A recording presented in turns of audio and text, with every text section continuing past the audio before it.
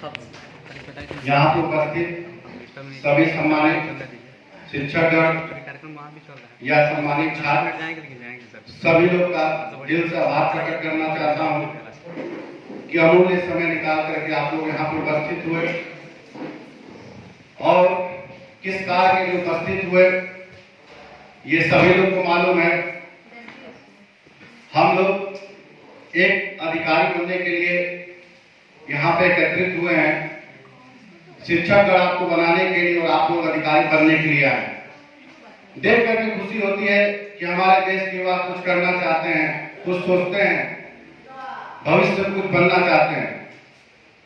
हमारे यहाँ कोई भी प्रोग्राम होता है, चाहे यूपी हो, चाहे बिहार हो, चाहे दिल्ली हो, वहां पे बहुत सारी भीड़ होती है, पर जहाँ शिक्षा की बात आती है वहां पे समय को लोग महत्व देने लगते हैं, जो कि जीवन में सबसे महत्वपूर्ण समय जो है हमारी शिक्षा है। शिक्षा एक ऐसी चीज है जिससे हम पूरे सिस्टम को बदल सकते हैं। जैसा कि सब लोगों ने बताया कि आज के डेट में अगर सबसे कोई पावरफुल है तो हमारे देश के अधिकारी हैं, हमारे देश के आईएएस हैं, पीसीएस के सिस्टम को बदलते हैं, सिस्टम को समझते हैं और देश को संभालते हैं। मेरे प्रिय छात्र, आपको हम बताना चाहते हैं कि मेहनत करना जिंदगी में बहुत जरूरी है। अगर आप लगातार मेहनत करते रहेंगे, लगातार परिश्रम करते रहेंगे तो सफलता आपको अवश्य मिलेगी। हम लोग बीच रास्ते से जाकर के लौट आते हैं क्योंकि हमको डर लगता है, जीवन को सिक्योर करना चाहते हैं। जैसे कि आनंद सर ने आपको बताया था हिस्ट्री के बारे में कि रास्ते आगे के बारे में सोचिए, पीछे के रास्तों के बारे में मत सोचिए। जैसे इन्होंने एक परिभाषा दी, आपको बताया। तो अगर आपके इरादे मजबूत रहेंगे, इरादों में शक्ति रहेगी तो सफलता अवश्य मिलेगी। क्योंकि बोला जाता है परिश्रम में इंसान अकेला होता है, सफलता में दुनिया उसके साथ होती है, और जब जब तक उस पे हंसा है उसी ने इतिहास रचा है। तो मेरे प्यारे साथियों, हम आपको बताना चाहते हैं कि अगर लगातार मेहनत करते रहेंगे, अपनी चीजों को टारगेट करेंगे, तभी आपको सफलता मिलती है। जैसे कि एक सर ने और चर्चा की, आज की डेट में सबसे बड़ा हमारा शत्रु फोन हो गया है। मोबाइल बिना हम रह नहीं पाते, पर आपको सबसे ध्यान देने वाली बात है, एक सर ने चर्चा भी किया, ये नहीं जरूरी है कि आप 14 घंटा पढ़िए, 18 घंटा पढ़िए, 16 घंटा पढ़िए। आप 6 घंटे पढ़िए, पर वो पढ़ाई दमदार होनी चाहिए, दमदारी होनी चाहिए। लगातार हमारे जानने में हमारे करीबी, हमारे संपर्की, हमारे शिक्षक लोग अधिकारी बने, आईएएस बने, पीसीएस बने, तमाम तरह के लोग जुड़े रहे। पर लोगों ने जब पढ़ाई की तो शेड्यूल बना करके पढ़ाई की, एक सिस्टमैटिक पढ़ाई की। जहां सोते थे वहां पर अपना एक टाइम टेबल बना करके चिपका देते थे कि इस टाइम हमको खाना खाना है, इस टाइम हमको कोचिंग जाना है, इस टाइम हमको पढ़ाई करना है। कि कुछ शेड्यूल से और सिस्टमैटिक आप पढ़ाई करेंगे तभी सफलता पा सकते हैं। आज की डेट में हम पढ़ाई किताब खोल के बैठे हैं, तब तक किसी का फोन आ गया, क्वेश्चन लगा रहे हैं, तब तक किसी का मैसेज आ गया। तो कॉन्सेप्ट इस तरह से कभी क्लियर नहीं हो सकता। उसके लिए मोबाइल बंद करके आपको बैठ करके पढ़ना होगा, सीरियस होकर के पढ़ना होगा। और सबसे ज्यादा हमारे भारत देश में ये दिक्कत है कि जैसा विकास सर ने सबको यहाँ पे बुलाया, और बहुत सौभाग्य की बात है कि सब लोग यहाँ पे उपस्थित हुए। तो अच्छी अच्छी बातें तो हम सुनते हैं, पर उसको फॉलो कौन करता है, ये महत्वपूर्ण है। आप लोग यहाँ पर अगर अमूल्य समय निकाल करके यहाँ पे आए हैं, तो जो बातें यहाँ पे कही जा रही है उसको जाकर के आप लोग फॉलो करिए। क्योंकि बोला जाता है जब सिनेमा हॉल या मूवी हम कहीं देखने जाते हैं, मान लीजिए किसी भी सिनेमा हॉल में, गदर मूवी तो सभी लोगों ने देखी होगी। कितने लोग देखे भाई? आप तो पार्ट 2 बनने वाला है इसका।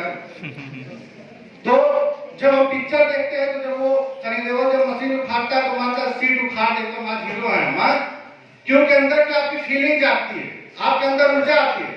पर जैसे सिनेमा हॉल से बाहर निकलते हैं, फिर वही ई रिक्शा वाला हारन, भैया 10 रुपये कहाँ जाना है, तो फिर अपनी ओरिजिनलिटी में आ जाते हैं। ठीक है, तो ये जो प्रतिभा आपके अंदर जगाया जा रहा है, इसको हमेशा जागृत रखिए। आप जो चीजें बताई जा रही है इसको फॉलो करिए। क्योंकि बोला जाता है इंतजार करने वाला व्यक्ति उतना ही पाता है जितना कोशिश करने वाला छोड़ कर जाता है। ठीक है, तो किसी भी चीज का आपको इंतजार करने की जरूरत नहीं है। सब लोगों ने बताया कि यहाँ पे प्रयागराज और दिल्ली के टीम आकर के आपको एक अच्छा मार्गदर्शन देंगे, यहाँ से आपका भविष्य संवरेगा, ठीक है। तो आपको भविष्य बनाने के लिए जब से भी बैच अनाउंसमेंट होंगे आपको बता दिया जाएगा। तो आप लोग इस क्लास को अवश्य ज्वाइन करिए, और जो 3 दिन का आपका डेमो रहेगा, 4 दिन का पूरी तरह से निःशुल्क रहेगा, ठीक है। तो आपको विचार पे कि क्लासेज आप कब से ज्वाइन करेंगे, कब से नहीं करने, पर अगर आपको अधिकारी बनना है, आपको एक सीट रिजर्व करानी है, तो उसके लिए आप लोग एक बार डेमो जरूर करें। उससे आपको भी प्रतिभा का पता चलेगा कि हमने क्या चीज पढ़ा और क्या चीज नहीं पढ़ा है। क्योंकि जब हम मेहनत करते हैं, चीजों को पढ़ते हैं, कॉन्सेप्ट को समझते हैं, तभी हमको पढ़ाई का महत्व समझ में आता है।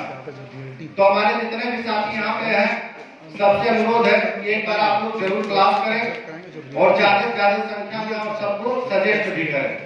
बाकी बताने की जो बात रही, तो एक छोटे से शायरी के माध्यम से हम आपको बताना चाहते हैं। और एक चीज और आपको बताना चाहते हैं, इसके पहले छोटी सी कहानी आप लोग को सुना सकते हैं, 5 मिनट समय हो तो आपके पास। एक आपको छोटी सी कहानी सुनाएंगे, जो हमारा युग चल रहा है, इसके बारे में आप लोग को बताएंगे, ठीक है। आप सभी लोग जानते हैं कौन सा युग चल रहा है हमारा? कलयुग चल रहा है ना। इसके बारे में जब हम लोग पढ़े तो सुनते हैं कलयुग में बहुत सारी दिक्कतें, बहुत सारी समस्याएं हैं, और आने वाला समस्या और दर्दनाक होने वाला है, सुने हैं ना। इसके पहले का जो युग था, द्वापर युग था, त्रेता युग था, बोला जाता था इससे बहुत बेटर था, ऐसा आप सभी लोग जानते हैं, क्योंकि सभी लोग यहाँ पे शिक्षित लोग उपस्थित हुए हैं।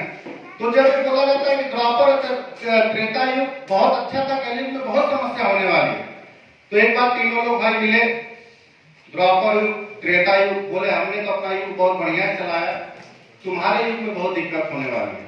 तो कलयुग उनको देख करके हंसने लगा। तो द्वापर और त्रेता युग बोले कि ये लगा कलयुग अभी आया नहीं, पहले से ही पागल हो गया। तो बोला पागल हम नहीं हुए, पागल तो आप लोग हो गए जो हमको देख करके हंस रहे। तो लोग बोले भाई कैसे बताइए आप हमको। तो बोले आइए चीज आपको दिखाते हैं। तो एक जंगल रहता है, पहले आप लोग जानते हैं पुराने जमाने में लोग लकड़ियां काटते थे, और आज भी कुछ लोग ऐसे जुड़े लकड़ी पर, ज्यादातर सुख सुविधाएं हो गया, साधन हो गया। तो पहले जाते थे लोग जंगल से लकड़ियां काटते थे, वहां से लेकर के आते थे, उस पर हम लोग का खाना भोजन जो भी था बनता था। तो 3 बहुत गहरे मित्र रहते हैं और जंगल में लकड़ी काटने जाते हैं। लकड़ी काटते हैं, वहां पे सोने का पेड़ दिखाई देता है उनको। बोलते हैं यार हम लोग का तो जिंदगी बदल गया, इतना पैसा हो जाएगा, हम लोग की तो गरीबी दूर हो जाएगी। तो जब लोग दूर जाते थे तो अपना भोजन की सामग्री सारी चीजें व्यवस्था करके ले जाते थे। तो वहां पे गए तो देखे सोने का पेड़। तो 2 मित्र बोले ऐसा हम करते हैं, हम दोनों लोग सोने को पेड़ को काटते हैं, और एक मित्र से कहते हैं तुम खाने की व्यवस्था करो। एक मित्र खाना बनाने लगता है और 2 लोग सोने को पेड़ को काटने लगते हैं, मतलब प्रयास करते हैं सारी चीजें उसका छोटा छोटा पार्ट कर दिया जाए। तो जो 2 लोग सोने को पेड़ को काटते रहते हैं, उनके मन में विचार आता है कि अगर ये रहेगा तो 3 हिस्सा लगाना पड़ेगा, अगर इसको मार दिया जाए तो हम लोग सोना आधा आधा बांट लेंगे। और जो खाना बनाता रहता है उसके मन में विचार आता है कि इन लोगों को 2 पार्ट देना पड़ेगा, अगर इनको मार दिया जाए तो पूरा हमारा हो जाएगा। मतलब तीनों लोग हैं, 3 प्रकार का दिमाग लगा रहे। तो जैसे सोने को पेड़ को लोग काटते हैं, आकर के अपने मित्र का गला काट देते हैं जो खाना बनाता रहता है। अब फिर मन में विचार आता है बहुत भूख लगी है, चलो खाना खा लेते हैं, और खाना खा के निकला जाएगा आराम से। तो जैसे वो लोग खाना खाते हैं, वो भी मित्र पहले से उसमें जहर मिला दिया रहता है, खाना खाते वो लोग वही मर जाते हैं। तो कलयुग ये कहता है कि हमारे युग में इंसाफ होगा, जो मेहनत करेगा वही अधिकारी बनेगा। क्योंकि आप लोगों ने एक मूवी आई थी, आप लोगों ने देखा होगा, सुपर 30। गरीब का बेटा गरीब नहीं बनेगा, देखा था ना आप लोगों ने, उसमें डाला सारी चीजें हैं। तो जो पढ़ेगा, जो मेहनत करेगा, अब कलयुग में लगातार ही इंसाफ मिलेगा, ठीक ना। एक छोटी सी शायरी के माध्यम से आपको बताना चाहते हैं, हम जिस देश में रहते हैं, हिंदू धर्म, हम छोटे छोटे चीजों को फॉलो करते हैं, अच्छाइयों को, बुराइयों को। बात होती है कि पंडित जी से बात हो गई है, घर में उगते हुए सूरज का फोटो लगाओ, दौड़ते हुए घोड़े का फोटो लगाओ, इससे हमारी जिंदगी बदल जाएगी, ऐसा माना जाता है। और जाके हम लोग मार्केट से खरीद के भी लाते हैं, उगते हुए सूरज का फोटो, दौड़ते हुए घोड़ों का फोटो, इससे हमारी जिंदगी बदलेगी। पर मेरे साथियों आपको बताना चाहते हैं, इससे जिंदगी नहीं बदलेगी। सूर्य से पहले आपको जगना पड़ेगा और घोड़ों की तरफ दौड़ना पड़ेगा, ठीक है? इससे जिंदगी बदलेगी। तो आप इसी के साथ अपने बालों को विराम देते हैं और सभी लोग का दिल से आभार प्रकट करते हैं कि आप लोगों ने अमूल्य समय निकाल करके यहाँ पे उपस्थित हुआ, और ये अमूल्य समय निकाल करके एक बार आप लोग कोचिंग जरूर विजिट करें। 4 दिन का डेमो है, पूरी तरह से निःशुल्क है। अगर अच्छा लगे तो फिर कोचिंग ज्वाइन करें, और अगर ना अच्छा लगे तो कोचिंग छोड़ करके जा भी सकते हैं, पर मेरे छात्रों आपसे अनुरोध है कि एक बार डेमो जरूर करें। धन्यवाद।